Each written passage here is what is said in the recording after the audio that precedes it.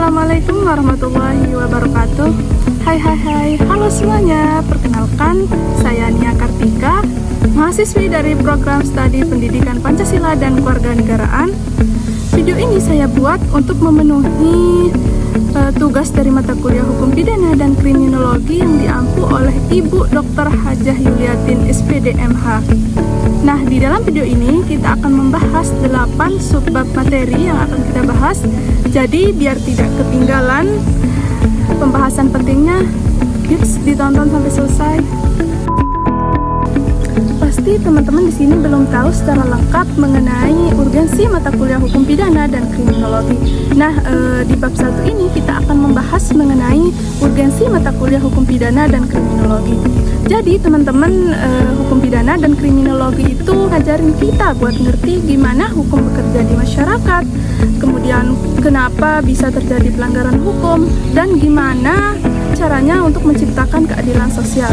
Nah, jadi ilmu ini bukan hanya berguna untuk dunia hukum saja, tetapi berguna untuk pendidikan, terutama bagi calon guru PPKN yang bertugas untuk membentuk karakter warga negara menjadi taat aturan, adil, dan berakhlak. Gimana nih teman-teman? Pasti sudah punya bayangan tentang urgensi mata kuliah Hukum Pidana dan Kriminologi. Selanjutnya di sini pada bab 1 ini terdapat 2 indikator yang akan kita bahas. Yang pertama itu mengenai relevansi mata kuliah Hukum Pidana dan Kriminologi dengan 4 pengembangan kompetensi calon guru PPKN. Yang pertama itu ada kompetensi profesional. Jadi mata kuliah Hukum Pidana dan Kriminologi ini memberikan dasar keilmuan dan pemahaman hukum yang kuat, sehingga guru PPKN lebih percaya diri saat menjelaskan materi tentang hukum, aturan, dan tanggung jawab warga negara, serta membangun lingkungan yang aman dan damai. Yang kedua ada kompetensi pedagogik. Melalui mata kuliah Hukum Pidana dan Kriminologi ini, calon guru dapat mengetahui cara mengajarkan hukum dan moral dengan metode yang menarik dan relevan dengan kehidupan siswa. Misalnya dengan cara membahas kasus bullying dan pelanggaran lalu lintas sebagai bahan pembelajaran tentang nilai kedisiplinan dan tanggung jawab. Yang ketiga ada kompetensi kepribadian. Jadi ilmu hukum pidana dan kriminologi ini membentuk pribadi guru menjadi adil, tegas, dan empati. Dengan memahami kriminologi, guru dapat melihat penyebab perilaku menyimpang bukan hanya dari sisi hukuman, tetapi juga dari sisi kemanusiaan. Yang keempat ada kompetensi sosial. Hukum pidana dan kriminologi ini membuat guru menjadi lebih peka terhadap masalah sosial, misalnya tentang kenakalan remaja dan kekerasan di sekolah. Guru bisa menjadi teladan yang baik untuk membentuk lingkungan menjadi aman dan damai. Selanjutnya teman-teman di sini ada juga relevansi hukum pidana dan kriminologi dengan pembelajaran PPKN di tingkat SMP dan SMA.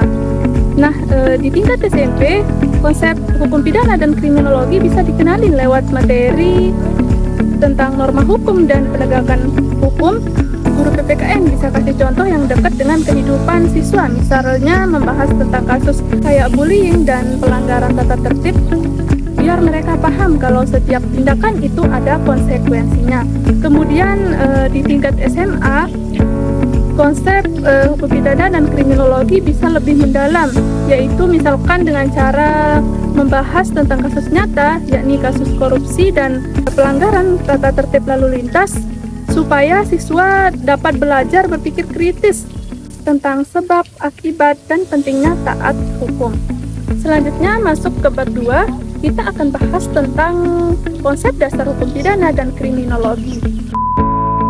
Jadi bab ini penting banget buat ngerti gimana hukum bekerja dan gimana masyarakat dapat dicegah dari kejahatan.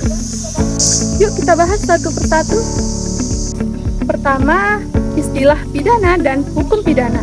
Jadi pidana itu artinya hukuman yang dijatuhkan kepada seseorang karena melakukan perbuatan yang dilarang oleh hukum. Sedangkan hukum pidana itu adalah aturan yang mengatur tentang perbuatan yang tidak boleh dilakukan. Jadi hukum pidana itu apa sih teman-teman? Jadi kesimpulannya, hukum pidana adalah keseluruhan peraturan yang menentukan mana yang termasuk tindak pidana dan apa sanksinya bagi pelaku. Selanjutnya teman-teman mengenai fungsi hukum pidana. Ada dua. Yang pertama ada social control untuk mengatur perilaku masyarakat biar tidak melanggar norma hukum. Yang kedua ada social engineering, yaitu alat untuk mengubah perilaku masyarakat menjadi lebih tertib, adil, dan beradab. Selanjutnya, sifat hukum pidana. Jadi teman-teman, bukan hanya manusia yang mempunyai sifat, tetapi hukum pidana juga mempunyai sifat. Yakni sifat hukum pidana itu publik, yang artinya hukum pidana menyangkut kepentingan umum. Jadi kalau terjadi tindak pidana, negara wajib turun tangan karena yang dirugikan bukan hanya individu tetapi masyarakat secara luas. Selanjutnya teman-teman, tujuan hukum pidana ada 3. Yang pertama ada keadilan, kepastian, dan kemanfaatan.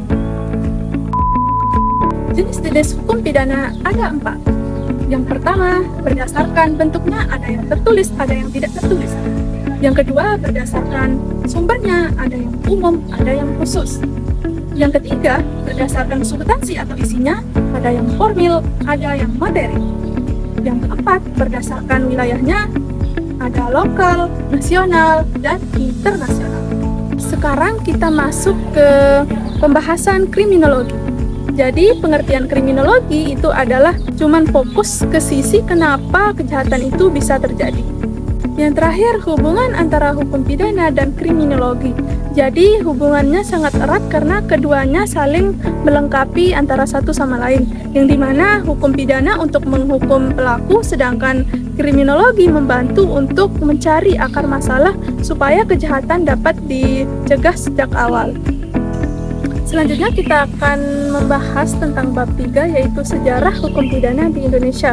Jadi sistem hukum pidana yang kita kenal sekarang ini ternyata panjang banget loh teman-teman, perjalanannya mulai dari masa penjajahan, kerajaan, dan pasca kemerdekaan. Yang pertama kita akan membahas dulu mengenai sejarah hukum pidana pada masa kerajaan. Jadi pada masa kerajaan hukum pidana belum tertulis kayak hukum pidana seperti sekarang. Tapi hukum sudah berlaku dengan diterapkannya hukum adat dan aturan kerajaan. Contohnya di kerajaan Majapahit ada kitab Utara Manawa yang mengatur tentang kejahatan, hukuman, dan tata tertib kehidupan masyarakat. Sifat hukumnya pada masa itu masih bersifat sederhana. Selanjutnya yang kedua ada sejarah hukum pidana pada masa penjajahan. Nah, di zaman penjajahan Belanda, hukum pidana di Indonesia mulai berubah drastis. Belanda mengenalkan hukum pidananya yang bernama Wetboek van Strafrecht atau yang kita kenal sekarang dengan nama KUHP, Kitab Undang-Undang Hukum Pidana, yang isinya untuk mengatur tindak pidana dan sanksinya. Selanjutnya yang ketiga, sejarah hukum pidana pada masa pasca kemerdekaan. Jadi setelah merdeka pada tahun 1945, pemerintah Indonesia waktu itu memutuskan untuk tetap memakai KUHP peninggalan Belanda, yaitu Wetboek van Strafrecht tadi, tetapi dengan status sementara. Nah, sekarang Indonesia juga sedang berproses untuk menerapkan KUHP nasional baru yang disahkan kemarin pada tahun 2023 dan yang akan diterapkan nanti mulai pada tahun 2026. Oke guys, jadi kita udah masuk ke bab 4, yaitu mengenai asas-asas hukum pidana dan implementasinya dalam KUHP. Ada 5 asas hukum pidana di Indonesia dan implementasinya. Yuk kita bahas satu persatu. Asas yang pertama ada asas legalitas. Artinya, Anda tidak bisa dihukum kalau belum ada undang-undang yang mengatur perbuatan Anda itu salah. Pasal 1 ayat 1 KUHP menegaskan bahwa tiada suatu perbuatan dapat dipidana kecuali berdasarkan kekuatan ketentuan perundang-undangan pidana yang telah ada. Yang kedua ada asas teritorial. Asas teritorial merupakan hukum pidana Indonesia yang berlaku bagi siapapun yang melakukan kejahatan di wilayah Indonesia. Pasal 2 KUHP mengatur tentang hal ini. Yang ketiga ada asas personalitas atau nasionalitas aktif. Jadi, hukum Indonesia tetap nempel sama warga negara Indonesia walaupun di luar negeri. Dasarnya ada di pasal 5 KUHP. Yang keempat ada asas nasionalitas pasif. Artinya, kalau korbannya warga negara Indonesia, negara bisa ikut turun tangan. Yang kelima ada asas universalitas. Artinya, kalau udah level kejahatannya internasional, semua negara bisa ambil tindakan. Asas ini berlaku buat kejahatan yang diakui dunia kayak terorisme, pembajakan kapal, sampai perdagangan manusia. Selanjutnya kita masuk ke bab 5. Perbuatan pidana itu adalah tindakan seseorang yang ngelangkahin batas hukum dan udah diancam pidana sama undang-undang. Tapi tidak semua tindakan bisa langsung dicap pidana. Ya, ada syaratnya. Mempunyai dua unsur penting, yaitu unsur subjektif dan unsur objektif. Nah, yang pertama ada unsur subjektif. Ini yang menyangkut ke dalam diri pelaku, alias apa yang dipikirkan atau diniatin waktu ngelakuin perbuatan itu. Sedangkan unsur objektif lebih ke hal-hal yang di luar diri pelaku. Misalnya seperti apa yang dilakukan, siapa korbannya, di mana tempatnya, dan apa akibat dari perbuatan itu. Jenis-jenis perbuatan pidana. Jadi, secara umum ada 7 jenis perbuatan pidana yang diatur dalam hukum pidana Indonesia.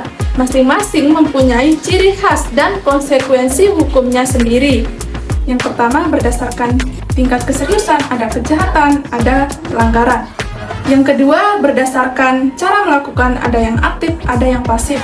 Yang ketiga berdasarkan cara penuntutan, ada yang biasa, ada yang aduan. Yang keempat berdasarkan waktu, seketika, berlanjut, dan berkesinambungan.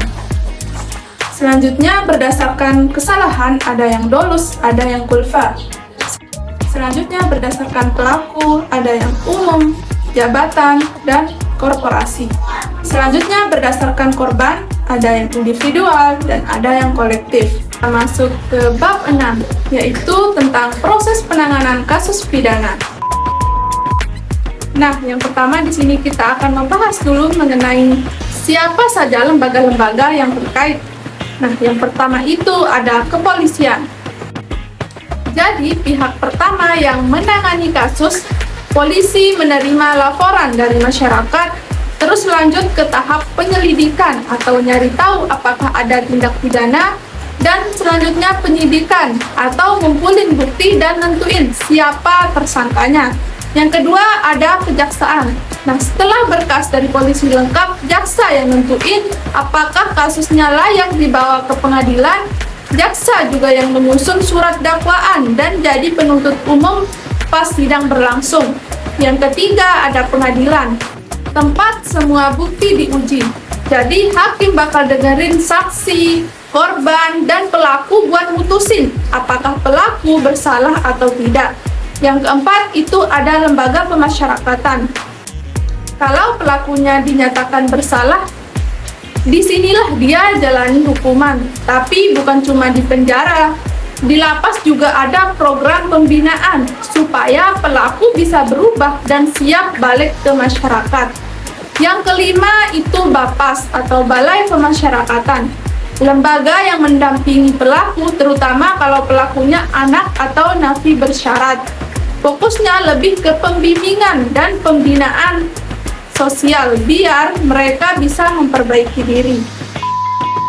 Nah, selanjutnya di sini kita akan membahas mengenai bagaimana sih alur proses penanganan pidana itu, baik dari pelakunya itu anak, orang dewasa, maupun perempuan.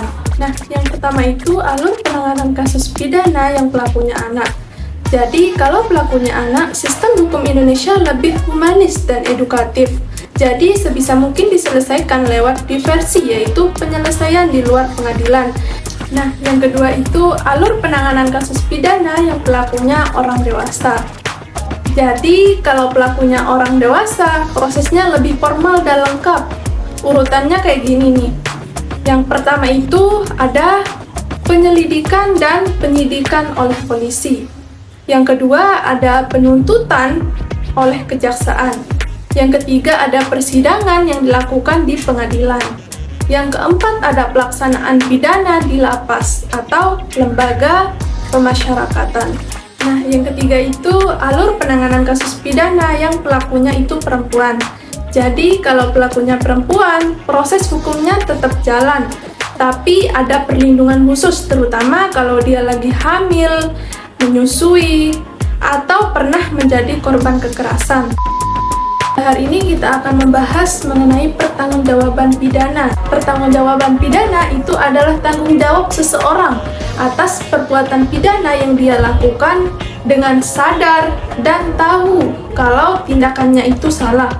Nah, selanjutnya, siapa aja sih yang bisa dimintai pertanggungjawaban? Mari kita bahas. Jadi, yang pertama itu adalah orang yang udah dewasa, bukan bocil lagi. Yang kedua, berakal sehat, alias nggak lost connection. Yang ketiga, paham konsekuensi perbuatannya. Nah, selanjutnya, ada juga nih yang nggak bisa dihukum, karena secara logika memang mereka nggak bisa nyadar penuh atas perbuatannya.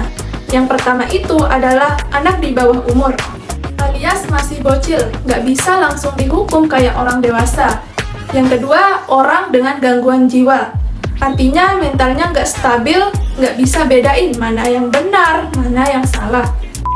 Selanjutnya kita masuk ke bab terakhir, yaitu bab 8 mengenai jenis-jenis pidana dan KUHP atau Kitab Undang-Undang Hukum Pidana. Nah, yang pertama di sini kita akan membahas dulu mengenai jenis-jenis pidana dalam KUHP. Jadi, dalam KUHP hukumannya itu dibagi menjadi dua jenis besar. Yang pertama ada pidana pokok dan pidana tambahan. Nah, yang pertama itu ada pidana pokok yang dimana diatur dalam pasal 10 KUHP. Ini hukuman inti yang bisa langsung dijatuhkan sama hakim. Yang pertama itu ada pidana mati. Pidana mati ini adalah hukuman yang paling ekstrim. Biasanya dijatuhkan buat kasus yang super berat kayak pembunuhan, kemudian terorisme, atau pengkhianatan negara. Yang kedua itu adalah pidana penjara, yang dimana hukuman yang bikin pelaku harus nginap di lembaga pemasyarakatan dalam jangka waktu tertentu. Ada dua jenis, yaitu yang pertama ada penjara seumur hidup. Yang kedua itu ada penjara sementara, artinya durasi minimal 1 hari dan maksimal 20 tahun. Lama masa tahanan tergantung seberapa berat perbuatannya. Yang ketiga ada pidana kurungan, yaitu versi lebih ringan dari penjara, biasanya buat pelanggaran yang nggak terlalu berat. Durasi hukumannya itu 1 hari sampai 1 tahun. Yang keempat itu ada pidana denda, yaitu hukuman berupa bayar uang. Yang kelima itu ada pidana tutupan. Jadi hukuman ini agak beda dari penjara, yang dimana diperuntukkan untuk pelanggaran yang dilakukan karena alasan terhormat. Nah, selanjutnya selain pidana pokok, ada juga pidana tambahan yang sama diatur dalam pasal 10 KUHP. Ini hukuman yang sifatnya tambahan, jadi bisa disisipkan di atas pidana pokok. Yang pertama itu ada pencabutan hak-hak tertentu. Yang ketiga itu ada pengumuman putusan hakim. Artinya, putusan hakim bisa diumumkan ke publik. Nah, selanjutnya itu ada juga jenis pidana untuk anak. Jadi, dalam hukum Indonesia, anak yang melakukan pelanggaran nggak boleh dihukum kayak orang dewasa. Tujuannya lebih ke mendidik, bukan bikin trauma. Ada dua kategorinya, yaitu ada pidana pokok dan pidana tambahan. Nah, di sini kita bahas yang pertama mengenai pidana pokoknya atau hukuman utama. Yang pertama di sini ada pembinaan di LPKA. Ini bukan penjara biasa ya teman-teman, tetapi anak ditempatkan di lembaga pembinaan khusus anak atau LPKA yang isinya untuk kegiatan edukasi, pembinaan, dan pembimbingan. Yang kedua itu kerja sosial, yang dimana anak harus ikut kegiatan sosial, misalnya seperti bersihin taman, kemudian membantu kegiatan masyarakat, dan kerja pelayanan umum. Yang keempat itu ada denda tetapi dalam bentuk yang ringan. Jadi anak bisa dikenakan denda tetapi tidak boleh berat.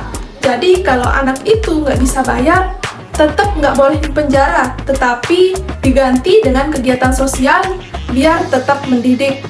Nah, yang kelima itu ada penjara, tetapi dengan super terbatas. Ini opsi terakhir banget kalau anak harus dipenjara. Hukumannya itu maksimal setengah dari orang dewasa. Dan tetap ditaruh di LVKA, bukan penjara dewasa. Nah, selain ada pidana pokok, ada juga pidana tambahan, yaitu yang pertama ada perampasan barang. Jadi, barang-barang yang dipakai buat tindak pidana bisa disita. Misalnya, motor buat balap liar, HP buat penipuan, dan lain-lain. Yang kedua, ada ganti kerugian. Jadi, anak diminta mengganti kerusakan atau kerugian yang dia timbulkan. Tentu disesuaikan dengan kemampuan anak dan orang tua, jadi tidak bikin makin susah. Selanjutnya kita akan membahas tentang pidana mati. Jadi pidana mati itu apa sih teman-teman?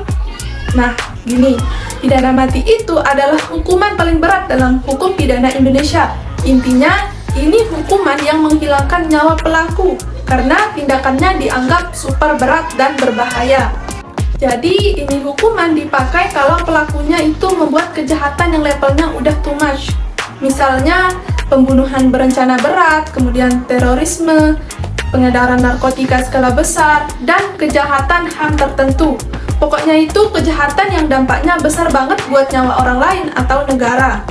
Nah, yang terakhir di sini kita akan membahas mengenai perbandingan KUHP lama dan KUHP baru. Jadi guys, bedanya KUHP lama dan KUHP baru itu simpel banget. Jadi KUHP lama itu warisan Belanda, hukum zaman kolonial yang masih kita pakai sampai sekarang. Nah, kalau KUHP baru, ini udah produk lokal, buatan Indonesia sendiri dan lebih disesuaikan sama budaya, adat, dan cara hidup masyarakat kita sekarang. Jadi hukumannya juga di-upgrade. Nah, di KUHP lama ada pidana mati sebagai hukuman utama. Tetapi di KUHP baru, pidana mati itu pidana khusus. Oke guys, jadi segitu dulu materi lengkap dari bab 1 sampai bab 8 tentang mata kuliah hukum pidana dan kriminologi yang sudah saya jelaskan. Terima kasih banyak buat kalian yang sudah stay sampai akhir. Fix, kalian keren banget. Semoga apa yang saya jelaskan bisa menambah wawasan dan bikin kalian makin paham dan tentunya untuk membantu dalam ngerjain tugas kita semua. Kalau ada yang masih bingung, santai, kalian bisa ulangin videonya atau langsung diskusi bareng teman-temannya. Oke, sekian dari saya, Nia Kartika. Tetap semangat belajar, jangan lupa jaga kesehatan, dan good luck buat kita semua dalam menghadapi tugas-tugas selanjutnya. See you di video berikutnya. Bye-bye. Wassalamualaikum warahmatullahi wabarakatuh.